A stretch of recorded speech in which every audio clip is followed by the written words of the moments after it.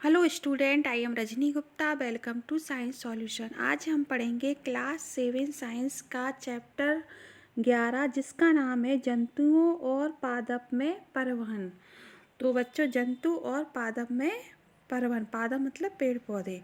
जैसे हमें पता है बच्चों, सभी जीवों को जीवित रहने के लिए भोजन, जल और ऑक्सीजन की आवश्यकता होती है और उन्हें इन्हीं सभी पदार्थों को क्या करना पड़ता है, अपन को शरीर के विभिन्न अंगों तक पहुंचाना होता है। और साथ ही क्या होता है, जब जो अपन ने खाना खाया, भोजन खाया, जल लिया, ऑक्सीजन लिया और CO2 को बाहर निकाला, CO2 प्लस जो अपशिष्ट पदार्थ, बिना पचा हुआ भोजन, उसको बाहर निकालना भी पड़ता है। तो वो किसके जरिए होता है? परिवहन। तो परिवहन के लिए परिवहन के द्वारा ही संभव होता है। तो बच्चों, इस पार्ट में अपन पढ़ेंगे कि परिसंचरण तंत्र क्या होता है, रक्त क्या होता है ना, और उत्सर्जन तंत्र क्या होता है। तो सबसे पहले अपन परिसंचरण तंत्र के बारे में पढ़ेंगे कि हृदय और रक्त वाहिनियाँ मिलकर संयुक्त रूप से हमारा क्या बनाती हैं? परिसंचरण तंत्र बनाती हैं। बच्चों, ये चित्र दिख रहा है आपको, ये हृदय है ना, और ये हार्ट है, ये सिरा है। जो सिरा जो नीली रंग की दिख रही हैं, ये अपनी सिरा है, और जो लाल रंग की दिख रही हैं वो धमनी है।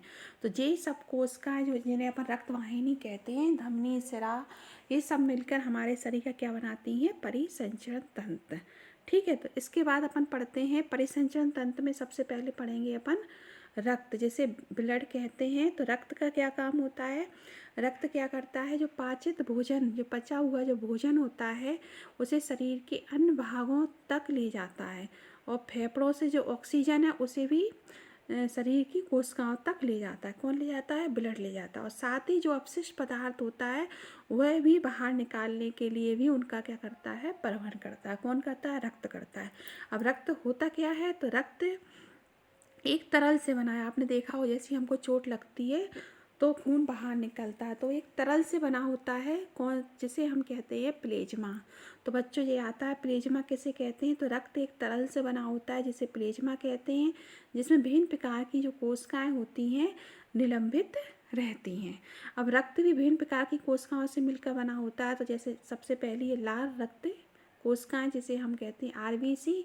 इसमें एक लाल वर्णक होता है जिसे हम हीमोग्लोबिन कहते हैं। हीमोग्लोबिन क्या करता है? ऑक्सीजन को अपने शरीर के सभी विभिन्न अंगों की कोशिकाओं में पहुंचाने का कार्य करता है। और अगर हीमोग्लोबिन की कमी हो जाएगी तो ऑक्सीजन हमारी सभी कोशिकाओं में कठिनता से पहुंच पाता है, और हीमोग्लोबिन के कारण ही जो रक्त का जो रंग होता है वो लाल होता है। तो एक प्रश्न ये बनता है कि अपने खून का रंग लाल क्यों होता है? तो ये आपको समझ में आ गया होगा। इसके बाद रक्त में एक अन्य प्रकार की कोशिका होती है जिसे हम WBC या श्वेत रक्त कोशिका कहते हैं। यह कोशिका रोगाणुओं को नष्ट करती हैं जो हमारे शरीर में प्रवेश करते हैं। तीसरी जो कोशिका होती है बच्चों, आपने कभी देखा होगा, जैसे हमें कोई चोट लगता है तो, या कोई अंग में से खून बहने लगता है तो देखते हैं कुछ समय बाद वहाँ थक्का जम जाता है। तो थक्का किसके कारण होता है? कोशिकाओं की उपस्थिति के कारण होता है, जिसे हम प्लेटलेट्स कहते हैं। प्लेटलेट्स कहते हैं। ठीक है बच्चों, अब अपन आते हैं रक्त वाहिनियाँ, जो अपन भी चित्र में देखी थी, नीली और लाल रंग की जो रक्त वाहिनियाँ थी, अब उनके बारे में पढ़ते हैं। तो हम जब देखते हैं कि अंत श्वसन, मतलब जब अपन सांस को अंदर लेते हैं तो ऑक्सीजन हमारे अंदर पहुंचती है, फेफड़ों को भर देती है। ठीक है, अब ऑक्सीजन का जो परिवहन होता है शरीर के अन्य भागों में करता है ना, ऑक्सीजन का जो परिवहन होता है। तो इसके बाद क्या होता है? साथ ही रक्त कोशिकाएं क्या करती हैं?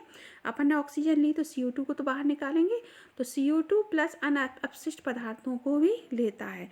इससे रक्त जो इस रक्त को वापस हृदय में लाया जाता है। कौन से रक्त को? जो CO2 प्लस रक्त होता है, जहाँ ये फेफड़ों में जाता है। फेफड़ों से CO2 अपनी बाहर निकाल दी जाती है। इस प्रकार शरीर में हमारी 2 प्रकार की रक्त वाहिनियाँ पाई जाती हैं, एक धमनी और सिरा। तो भी पेपर में आता है कि रक्त वाहिनियाँ कितने प्रकार की होती हैं? तो 2 प्रकार की, धमनी और सिरा, जो अभी अपन ने चित्र में देखा था, ब्लू रंग की और रेड कलर की। अब अपन धमनी और सिरा के बारे में पढ़ेंगे। धमनियाँ क्या करती हैं? जो धमनी होती है हृदय से ऑक्सीजन से युक्त रक्त को शरीर के सभी भागों में ले जाती है। ठीक है, और जो ये कैसी होती है? थोड़ी मोटी होती है। अब सिरा इसके विपरीत काम करती है। सिरा क्या काम करती है? सिरा CO2 युक्त रक्त को, है ना, कहाँ ले जाती, हृदय में ले जाती, और वो कैसी होती, थोड़ी पतली होती। इसको अपन आगे भी पढ़ेंगे। अब आपको ये चित्र दिख रहा है, इस चित्र को देखो, जिसे अपन नब्ज कहते हैं। आपने देखा होगा डॉक्टर कभी कभी जो आयुर्वेदिक डॉक्टर होते हैं वो नब्ज को पकड़ते हैं। अगर आप दाएं हाथ से बाएं हाथ को इस तरीके से चित्र में दिख रहा है, इस तरीके से पकड़ोगे तो आपको कुछ धक धक की आवाज़ सुनाई देती है ना, धड़क, तो ये ही नाड़ी स्पंद नब्ज कहलाती है। ठीक है बच्चों। और ये क्यों आवाज़ आती है, ये धमनियों में प्रभावित होने वाले रक्त के कारण आती है, क्योंकि अपना जो रक्त है ना, ये प्रभावित हो रहा होता है। ठीक है बच्चों। अब इसके बाद आते हैं अपन सिरा, जो मैं पहले ही बता चुकी हूँ। जो सिराएं होती हैं क्या करती हैं, CO2 जैसे कार्बन डाइऑक्साइड कहते हैं, रक्त को शरीर के विभिन्न भागों से लेती हैं, है ना। तो विभिन्न भागों में CO2 है, ऑक्सीजन दी धमनी ने, फिर सिरा क्या करती है, जहाँ CO2 है, CO2 युक्त रक्त को लेकर हृदय में ले जाती है ना। और हृदय से जो CO2 होती है वो फेफड़ों में चली जाती है, और फेफड़ों से वो बाहर निकल जाती है। और जो रक्त होता है जो हृदय में होता है वहाँ वो शुद्ध होता है। तो सिराओं की जो भित्तियाँ होती हैं कैसी होती, पतली होती है। सिराओं में ऐसे बाल होते हैं जो केवल रक्त को हृदय की ओर ले जाते हैं और कहीं नहीं ले जाते, है ना। क्यों ले जाते हैं, क्योंकि वो CO2 युक्त क्या होता है, रक्त होता है। और बच्चों लेकिन धमनी सिरा का अपन ने काम तो समझ लिया, लेकिन अपने शरीर में एक पलमोल जो फुसफुस सिरा, फुसफुस धमनी थोड़ा उल्टा काम करती हैं। पेपर में कभी कभी आता है कि फुसफुस धमनी क्या काम करती है, तो फुसफुस धमनी क्या करती है, अशुद्ध रक्त CO2 युक्त रक्त को हृदय में ले जा रही है, देख रहे हो आप। और हृदय से जो शुद्ध रक्त आ रहा है वो कौन काम कर रहा है, फुसफुस सिरा काम कर रही है। तो यहाँ एक ये जो नाम है यहाँ थोड़ा अपोजिट है, तो इसको समझ लेना। नाम से वैसे धमनी सिरा का काम अपन ने समझ लिया, लेकिन जब नाम से पूछा जाए कि फुसफुस सिरा का क्या काम है, फुसफुस धमनी का क्या काम है, तो इनका उल्टा काम है। तो ये आप ध्यान रखना, ठीक है। इसमें थोड़ा अपन कन्फ्यूज होते हैं। इसके बाद ये देखो, यहाँ भी पहली लड़की का नाम पहली भी बता रही है कि फुसफुस धमनी हृदय से रक्त को ले जाती है ना। इसलिए इसे सिरा नहीं बल्कि क्या कहते हैं, धमनी कहते हैं।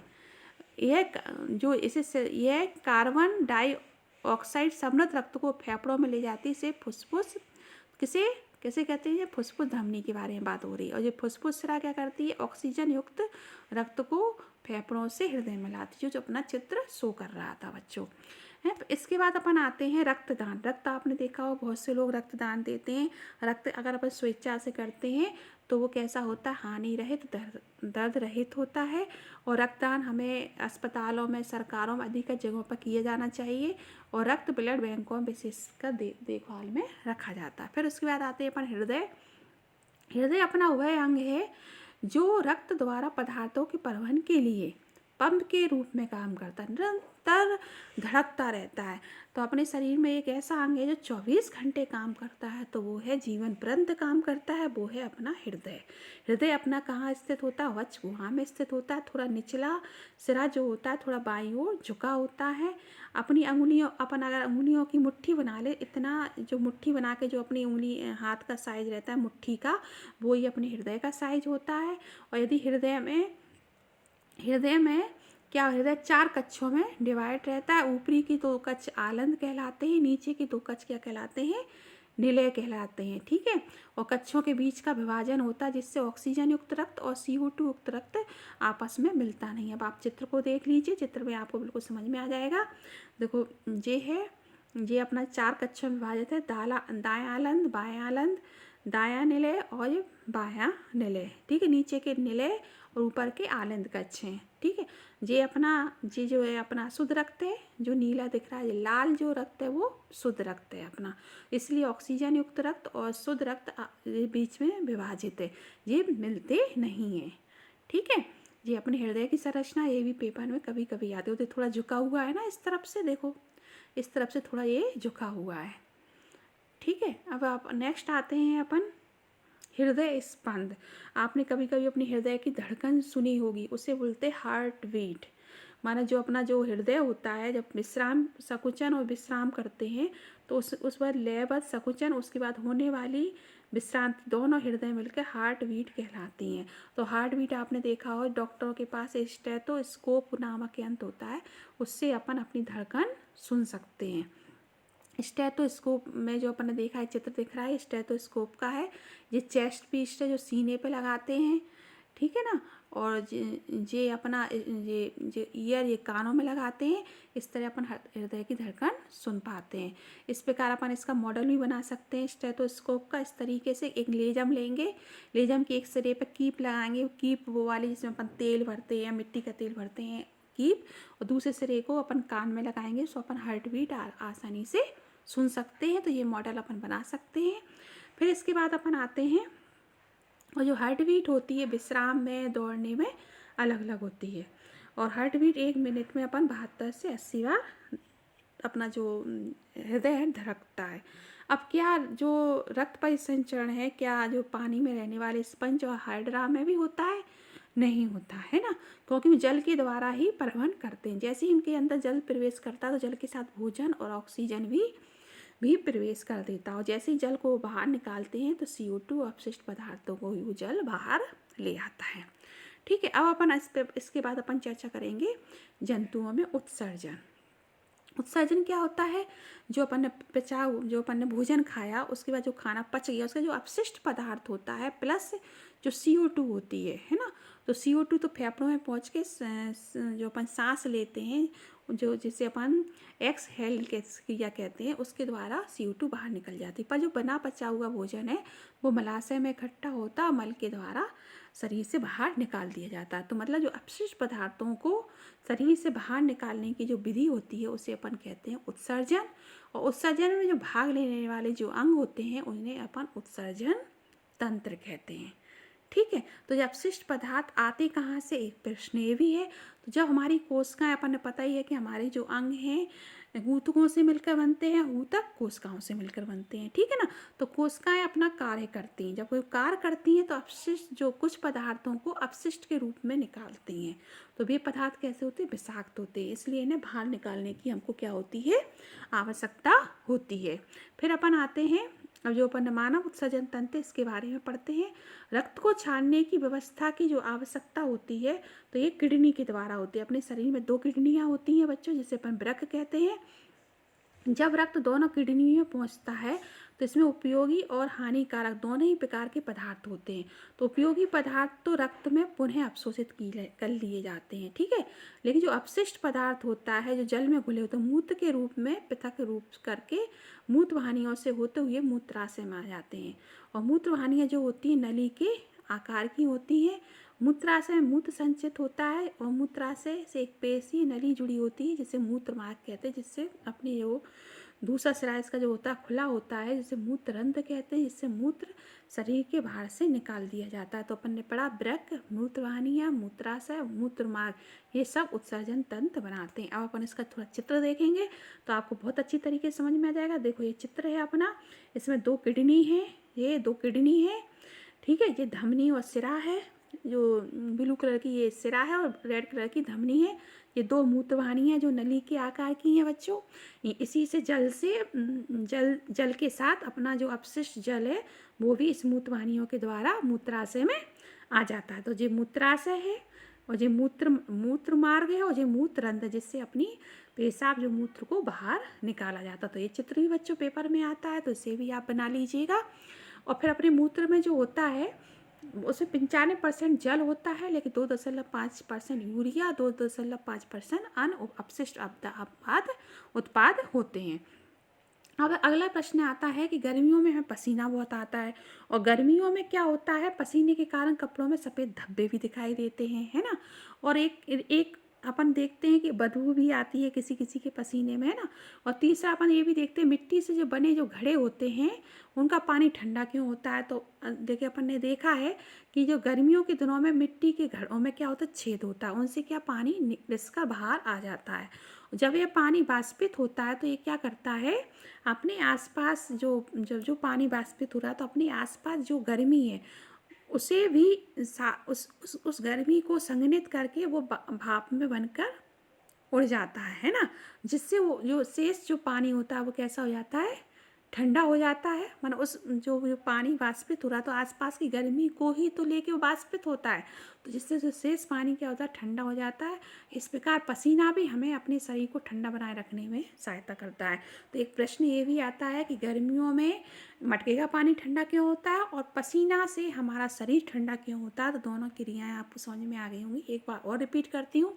जब पानी जो वाष्पित होता है, तो जो जो पानी अपने शरीर से पसीना निकलता है, तो पसीना क्या करता है, अपने आसपास की गर्मी को लेकर वाष्पित होता है ना, जिस कारण वहाँ वो वातावरण ठंडा हो जाता है, तो हमें भी ठंडे का एहसास होता है। उसी प्रकार मटके में भी यही क्रिया होती है।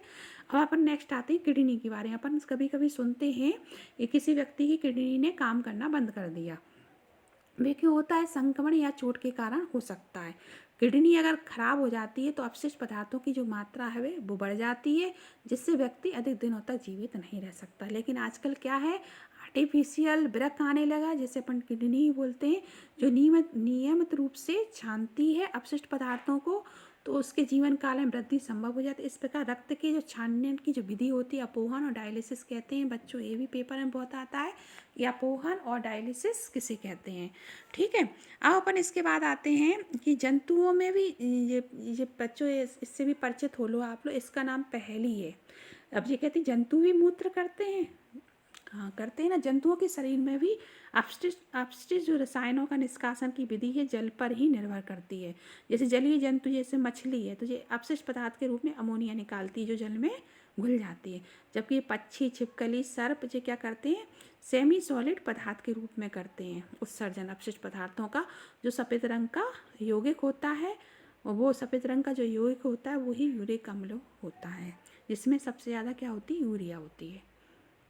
ठीक है, अब अपन ने अभी अपन ने मानवों का पढ़ा था, जंतुओं का पढ़ा था। अब अपन पढ़ेंगे पेड़ पौधों में पदार्थों का परिवहन। तो पेड़ पौधों में पदार्थों का परिवहन कैसे होता है। तो बच्चों जैसे अपन को पता है कि प्रत्येक जीव को भोजन की आवश्यकता होती, तो पेड़ पौधों को भी भोजन की आवश्यकता होती है। तो भोजन की तो अपन ने देखा कि जो पत्तियां हैं वो खाना बनाती हैं, और जड़ क्या करते हैं, जल तथा पोषक तत्वों को क्या करते हैं, लेते हैं, है ना। और पत्तियां खाना बनाती हैं। तो ये पत्तियां खाना बनाती हैं, तो पूरे पेड़ पौधों के अंगों में कैसे पहुंचती हैं, है ना। और जड़ पानी का जल अवशोषित करता है, तो इतना बड़ा पेड़ होता है, तो पौधों के प्रत्येक पत्तों, प्रत्येक कोशिकाओं में कैसे पानी पहुंचता है ना, यही प्रश्न है ना। तो इसका भी इसी प्रकार पेड़ पौधों में भी क्या होता है, संवहन ऊतक पाए जाते हैं। क्या पाए जाते हैं, संवहन ऊतक। बच्चों ये आता है प्रश्न, संवहन ऊतक। ये दो प्रकार के होते हैं, एक जाइलम होता है, एक फ्लोएम, जो अपन नीचे पढ़ेंगे। ये संवहन ऊतक क्या करते हैं, जो ये अपने जो शरीर, अब जो जैसे पादप, अपन को पता है कि पादपों में जो जड़ होती है वो क्या करती है, जल और पोषक तत्वों को लेती है, और पत्तियां क्या करती हैं, खाना बनाती हैं। पर इनके परिवहन के लिए क्या होता है, एक पाइप जैसी वाहिकाएं होती हैं। और ये वाहिकाएं जो होती हैं विशेष कोशिकाओं की बनी होती हैं, जिन्हें हम संवहन ऊतक कहते हैं। ऊतक ही क्या होता है, कोशिकाओं का समूह होता है, जो किसी भी जीव में किसी कार्य विशेष को क्या करते हैं, क्या करते हैं, संपादित करते हैं। अब जड़ ने जल और पोषक तत्वों को ले लिया, तो उसके बाद जो जाइलम होता है, तो जाइलम क्या करता है, वो जल और पोषक तत्वों को पौधों के विभिन्न कोशिकाओं तक पहुंचाता है। ठीक है, तो ये काम कौन करता है, जाइलम करता है। उसी प्रकार एक कार्य फ्लोएम का होता है। फ्लोएम का पत्तियां क्या करती हैं, भोजन का निर्माण करती हैं। तो भोजन को पादप के सभी भागों में कौन ले जाता है, फ्लोएम ले जाता है। तो ये दोनों के कार्य हैं बच्चों। इस चित्र से आपका और बिल्कुल क्लियर हो जाएगा।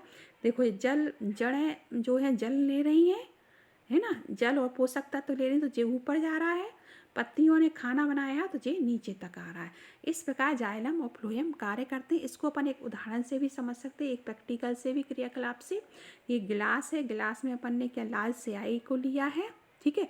इसमें एक टहनी को काट कर इसके अंदर रख दिया। इसे एक दिन तक रखा। अगले दिन जब हमने इसका प्रेक्षण किया, इस तरीके से अपन ने इसको काट के देखा, तो इसके अंदर लाल रंग के क्या दिख रहा है, धब्बे से दिख रहा है। तो क्यों दिख रहा है, इसी के कारण दिख रहा है कि जो जाइलम है, जाइलम ऊपर तक जल को पहुंचाता है ना।